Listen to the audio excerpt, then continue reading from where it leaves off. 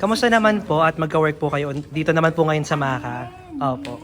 Again and again. Masabi Sabi ko niya, lang. sanay na daw siya sa Hindi na po. Ako kinakabahan ulit. Chemistry namin dalawa kaya alam ko na yung... Oh, kasi halos ganito din kasi yung role namin. Diba? Opo. Kasi doon kasi sa MBR, anak-anakan ko lang din siya. Hindi ko siya tunay na anak. So baka... So parang ampon ko lang din siya. Yeah. So ito, ganun din. So ampon. Tapos Ba- doon, may manyaman din ako na Kaya ito din. Yes, yes. Baka dito na yung confrontation namin na sino talaga yung totoong nanay.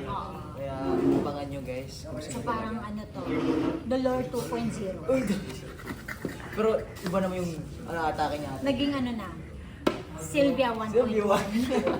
Sa MBR po, puro bagets din po doon, di ba? Tapos dito, mas maraming bagets. Ano naman pong pakiramdam na makatrabaho po yung mga kabarkada? Minsan na talaga ako dahil yung mga fans ko talaga dahil kapag ako nagmo-motorcade talaga dahil mga anliliit talaga dahil mayakap talaga sila sa akin. Hindi na talaga is-version pangalan ko.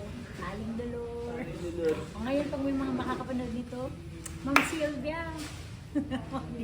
Kaya... From Dolor to Sylvia. Yun, very excited ako to work with my mom again. Nanay Dolor. Kaya excited na. Kaya abangan nyo guys. Thank you for having me. Thank you so much.